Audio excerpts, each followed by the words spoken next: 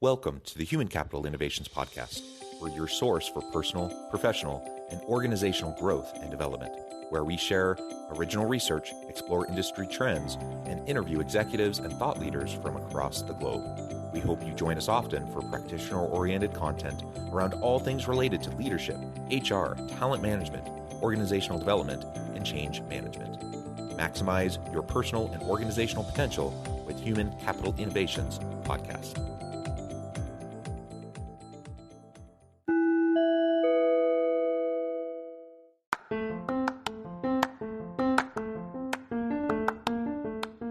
Do you enjoy the Human Capital Innovations Podcast?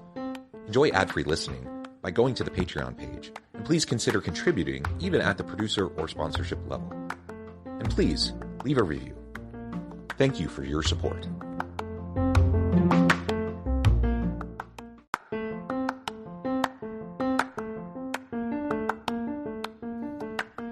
Welcome to the Human Capital Innovations Podcast. In this HCI Podcast episode, I talk with Rob Porter about gamification in corporate learning.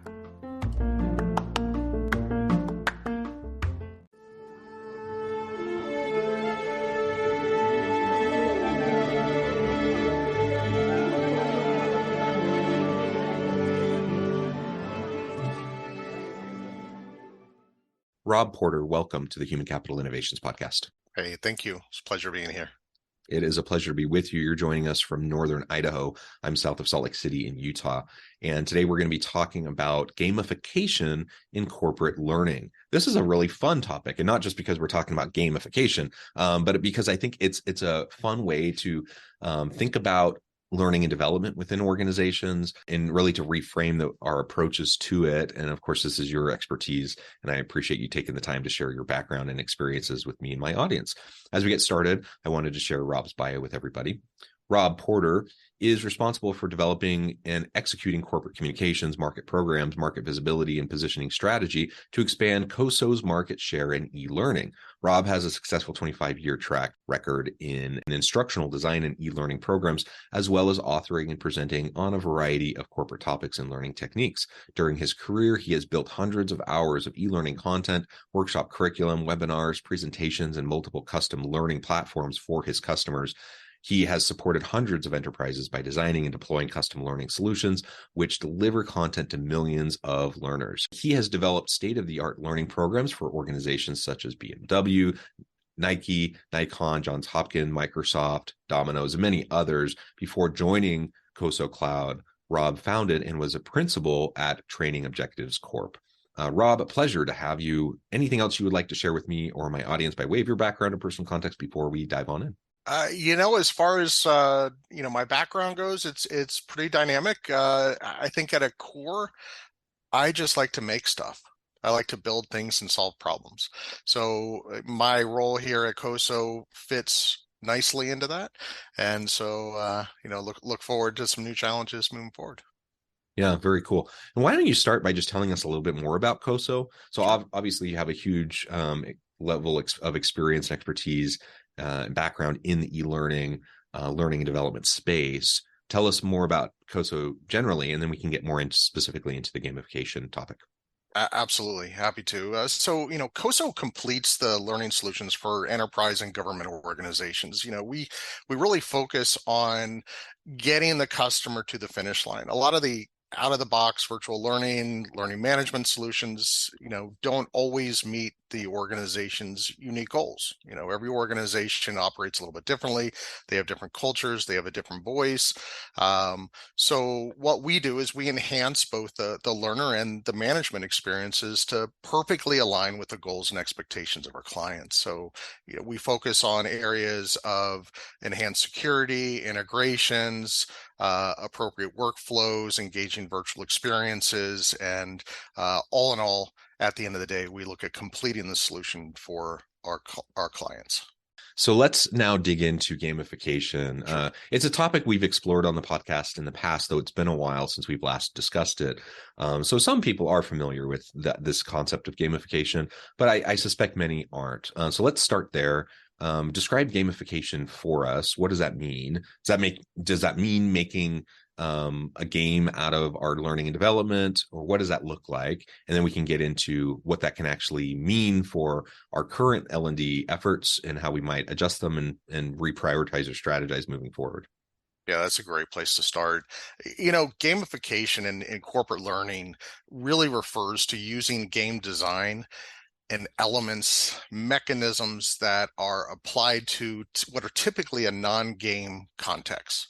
Training, could be a classroom, could be virtual, could be self-paced, whatever the case may be. In cases like employee training to perhaps increase engagement. We might look at customers and partners to help motivate them. At the end of the day, we realize that we're looking at training and transferring knowledge to humans, and what motivates them, and we look at how individuals operate, how they learn, and how they retain information. And so really at the end of the day, it's a matter of increasing our learning outcomes by really connecting with that audience, and in this particular case, through gamification. So let's describe some of those types of game elements that can then be incorporated into a more traditional kind of learning and development kind of a program or experience. Sure, absolutely. And there are different approaches, and there are different points of the learning journey where we make this gamification connection, right? So if you think of a learner's journey, first and foremost, there is a need, or they have a need, or they're told there's a need that they need to gain more information, right? So usually there's some sort of experience, whether they're walking into a classroom, whether they're logging into an LMS, whatever the case may be. So moving forward, how do they select the right content? Is it already selected for them? And then what is that experience within the content? Then beyond that, it's what happens afterwards. Where are the other connections? How do we link this information so that is retained and utilized on a regular basis? That could be through other types of engagement, that could be through reward systems. There are other technologies that are out there that are just absolutely fantastic. With we look at social learning for one. How does that tie into gamification? We also have other technologies out now, which are like augmented reality, virtual reality, simulation-based training. So all of those, looking at those technologies and truly understanding how individuals retain and gain information, we look at combining those technologies and making it as seamless as possible for these individuals to not only gain the information, but really try to encourage them to learn more, right? I mean, that's really the goal, is we want them to come back. So gamification plays a big role in that. Yeah. And that's when I think of gamification, that's kind of one of those elements. It's that motivational factor as you build in these gaming principles and components. It's a matter of like, how do you keep that motivation going? How do you keep them coming baback? So, I mean, just think about, not everyone listening maybe plays video games, but, lots of people play video games, and it's easy to get sucked in to where you're playing, and then all of a sudden 2 hours have gone by and you're like, where did that last 2 hours of my life go? Right. How does that happen? Right. Well, it's, right. There's ways that game designers help that to happen by the way they design the game and the different components. And so you just described some of those, but as we start to think about how we embed those into the learning process in our organizations, we can, it may not be the same as, playing Call of Duty or whatever game, sure. But it can heighten people's motivation and make them more willing and eager even to come back to continue. And shall I just say that probably traditionally that has not been the hallmark of corporate learning and education, is, right. That this is something everyone's super pumped and excited to go be engaged in. And as soon as they're done, they can't wait to go back, the next time. Sure. That's not how most people would probably describe it. But when we build in gamification components, it actually can make it more that way, to the point where people are, truly leaning into that lifelong learning, that constant learning approach, rather than just saying, oh, I got to go to the seminar, because they're making me or whatever. But now right. they actually see the value, they are excited, and they get engaged in the process.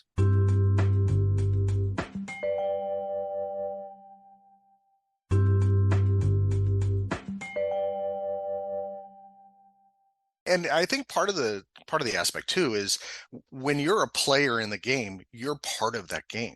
You belong to something, right? So when you belong to something and you realize that other people are also belonging to that, then you're part of a bigger thing. And it starts to motivate people as well. And there's different ways for games. And we also have to look at what are the appropriate games, right? So for example, I mean, mentioned Call of Duty. Some people are familiar with the game, some people may not. When we're looking at a broader audience, we have to look at a broader game that people understand, right? And they can comprehend. I typically use, and when I'm talking with customers and organizations about how to strategize these things, we have to really think about who is that audience. The question is what I always come up with: will your customers understand the difference between chess and checkers, right? And here's why I ask this: more people understand how to play checkers than they understand how to play chess. So if I take a game that's overly complex and I throw it at a large general audience, they may not all get it. And so my goals aren't met.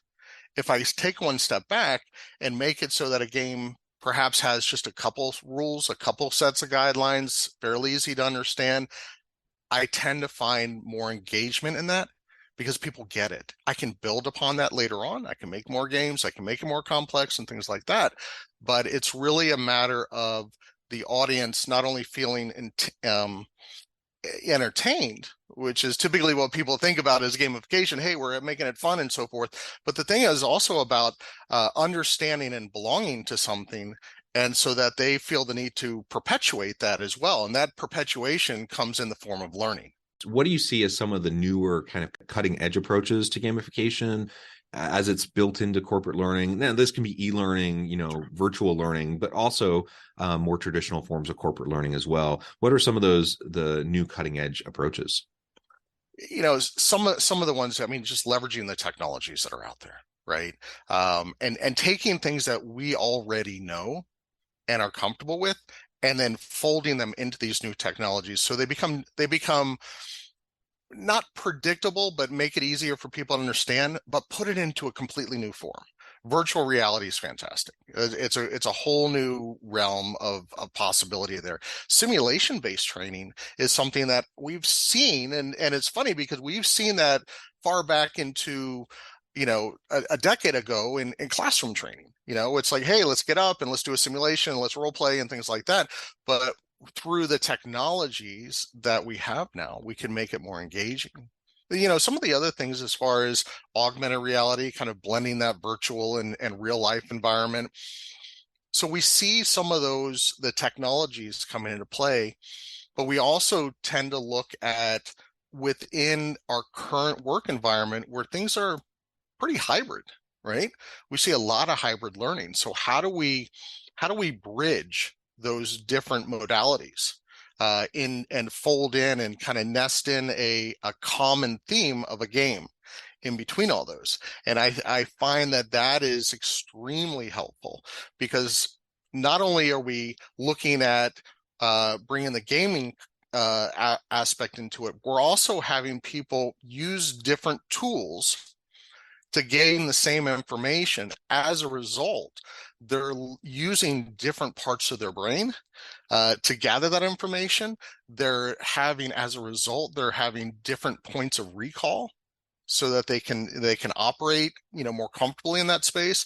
So those are some of the things that we look at when we're working with these organizations, and things that I think on the cutting edge is really on the technology side. And we're also starting to see some AI components come into play as well. There's so much possibility, I think, when we talk about virtual reality, when we talk about AI and some of these technologies and building them into the components. So, and doing it even in a hybrid fashion. So it doesn't need to just be, your employee sitting at their computer doing this training, or maybe on a tablet or on a phone. It can be face-to-face corporate training that also will build in, using VR goggles to do different activities, to do the simulation types of activities, to do all sorts of things. You can build in these different technologies into hybrid types of experiences that can really enhance what you're doing. And I think, I alluded earlier to the fact that a lot of people don't get super thrilled about being asked to complete a training program. And why is Absolutely. that? Yeah, Why is right. that? I mean, there's a variety of reasons, I suppose, and as many reasons as there are individuals. But one of the reasons, at least, is that people have had so many bad experiences with training that sucks. That's really just it's boring. It's mandatory. They don't want to be Right. there, but they're asked to be there. They feel like they have to be there. A lot of times it doesn't even feel that applicable to their job. They don't really see how it's going to help them do their job better. Sure. They're just kind of checking a box, right? And of course, in that environment, people aren't usually going to have a good experience. Yeah. And they're going to end up walking away just feeling, well, that was a waste of a half day or a day or a weekend or whatever, the design of the program is. But it doesn't need to be that way. Like you can design really awesome programs where people go and they're like, wow, this is really cool. And they learn stuff and they apply stuff and they realize this is going to help me in my day-to-day job, like be better and be a better manager and do things in a different way. I mean, that's the kind of training that people actually get excited about. And then and then it builds off itself. So then the next time they're even more excited to go and you can do more cool things than maybe you could have done in the past. So we want to start to build momentum around this. 100% agree. And I think too, as far as gamification, some of those, the fears or the reasons why people don't want to do the mandatory training. I think if we address some of those concerns head on with gamification, we're able to offset them. For example, I mean, one of the reasons why people don't like to do mandatory training is because they're no longer in charge, right? They're told what to do, right? And not a whole lot of people like to do that. They love to chart their own path. So one of the approaches could be, hey, why don't we make this course a gamified course where the individual gets to chart their own course through this knowledge, right? And then providing some of that fear and kind of nullifying some of that fear that they might have or apprehensions about taking it through gamification. So I think it's a great way to offset some concerns or some trepidations that some learners may have and make them feel a little bit more at ease.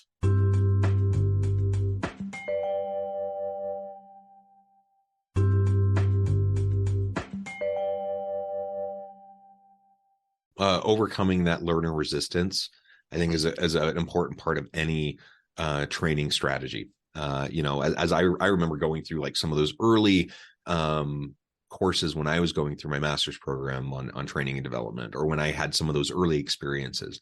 Like these are the types of things you need to be thinking about. And if you're not, guess what? You're probably not going to engage your people very well, and they're probably not going to be terribly excited to be there, and it's probably not going to be all that effective and have the impact that you're wanting to have. On the other hand, when you are thoughtful about this, there are strategies and ways to make sure that you do engage your people, that they are motivated, that they are more excited to be there, and that can produce a lot of really positive outcomes. Maybe you can talk a little bit about some of the types of things your clients have observed in terms of the benefits through implementing gamification in their learning and development in their organizations. Absolutely. And I find that within the gamification, there's different camps and different approaches. We talked about mandatory training, but I also see a lot of gamification being directed towards programs that are not mandatory. Right. And so we're looking at, we work with organizations like NVIDIA, Microsoft, Volkswagen. These are great customer use cases. And we find that the gamification positively impacts various different learning programs, but more so when the content is not mandatory. So we're talking about these vendors that are supplying training for enthusiasts, resellers, partners, things like that. There's not always this mandate that they have to take the training. And sometimes there is, and sometimes there's a reward system associated with that. That itself is a game as well, right? It's a give and take. Hey, you take this course, you get something back, whether it's some sort of reward, whether it's a gift certificate, whatever the case may be. So we see some of the most impact in programs that aren't mandatory. Technology companies that are offering this training, they are using this training, the programs, to enrich their user base. Where we're seeing the impact is people are actually coming back, and we look at different points. One is we look at paths that people are taking, so entire series of training on a specific topic. What are people using and what are people leveraging to gain the most knowledge? But then we also look at bite-sized chunks of information. So there's there's multiple different ways that people are taking this information in. And in some cases, the reward system is just a immediate gratification of success, right? They get it, they got something, they completed something very quickly, and there was a sense of reward. Those games that we use are, for lack of a better expression, they're dopamine spikes. We can very quickly get someone happy about completing something, right? And then in addition to that, we also see successes in these longer term programs where we're using gamification techniques to build and have them feel a sense of progress, a sense of accomplishment in that as well. And so there's the short term and then there's the long term haul, and there are slightly different approaches. But at the end of the day, we're finding that these individuals are feeling very positive about it. NVIDIA would be a great example. We've seen, since we started working with them, their audience base has doubled, right, in a fairly short amount of time. And part of that is because there's also bragging rights associated with it. So like I said, we're dealing with humans, right? And the gamification side of things. And when people feel like they've made an accomplishment, they also like to share that. People love to share good news, right? So they share that with their peers. And as a result, they're finding that their enrollments are up. Where they're getting more people in different areas that they didn't think that they were going to get. And so those are some of the successes we're seeing by addressing the different ways that people are learning and the types of content that they have to consume. And again, a clear business case for investing in your people, investing in learning and development programs, and using engaging mechanisms like gamification technologies to try to enhance what you're trying to accomplish. If there's a clear, you need to have clear objectives for any training, of course. And if you don't know what you want to accomplish, you probably shouldn't be doing the training. And to your point, if you're just like saying, well, I think it's a good idea for everyone to just do this training, but you don't see how it aligns to their ability to develop skills and abilities, competencies related to their specific job, probably isn't actually important for everyone to do. And so be thoughtful about your objectives, be thoughtful about the purpose. Assuming that's in place and you have targeted training and learning and development initiatives, then the ROI is usually pretty clear, and the business case and the impact is pretty clear. Engaging people more in the process, the impact is pretty clear. So let's make sure that we're giving the time and attention and resources to this to make sure that we can have that level of impact. Otherwise, what you end up doing is actually wasting a lot of time, money, energy of a lot of people, and wasting and expending a lot of goodwill from people when they have to go to crappy Right. training programs. And not only are they not learning anything, not only is it not actually helping your business, it's just a time suck, it's a money suck, and people are going to be more resistant the next time when you try to do something else. So let's invest in it properly so that it can be effective. 100%. And, I suggest that, anyone who's looking at establishing the gamification within the learning program is compartmentalize what their goals are, right? Are we looking at increase in engagement, motivation? Are we looking at better retention? Are we looking at trying to personalize some of this experience? Could it be improving performance and productivity? What are those goals? And then from those goals, then gamification could be used to motivate people to complete tasks, to achieve goals, to be more effective, and perhaps even take things under their own control. Like they want to be able to drive, but you're right, setting these clear objectives and giving the learner provide regular feedback and some sort of reward process. That's in general the gamification concept, right? And we also have to understand what motivates these learners. Like what's going to drive them? Are they a Best Buy employee and they want, maybe there's some sort of reward system that there's a badge or a pin or some sort of recognition, gift cards, what is it? Points, that's another thing within learning platforms. We work with Adobe Learning Manager, and there is a gamification component to it that is a point-driven system that also utilizes badges. Are those components that will help motivate the individuals, right? So overall, I think, kind of delivering a deeper level of information through gamification can be highly effective, right? And engage and motivate these learners to, meet your goals and improve performance and productivity. Rob, this has been a real pleasure. I know at the time I need to let you go here in just a minute, but before we wrap things up for today, I wanted to give you a chance to share with the audience how they can connect with you and find out more about your work, your team, and then give us the final word on the topic for today. Absolutely. Well, so how to contact us, easy enough to reach us out online. It's cosocloud.com. You could also reach me through email at robert.porter@cosocloud.com.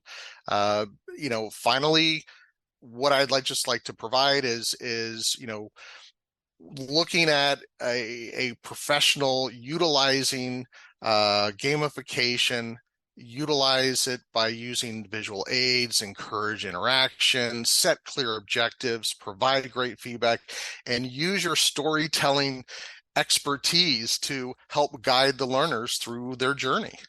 Thank you. And I encourage my audience to reach out, get connected, find out more about what Rob can do for you. And as always, I hope everyone can stay healthy and safe, that you can find meaning and purpose at work each and every day. And I hope you all have a great week. Do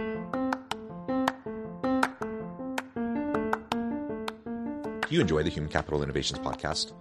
Enjoy ad-free listening by going to the Patreon page, and please consider contributing even at the producer or sponsorship level. And please leave a review. Thank you for your support.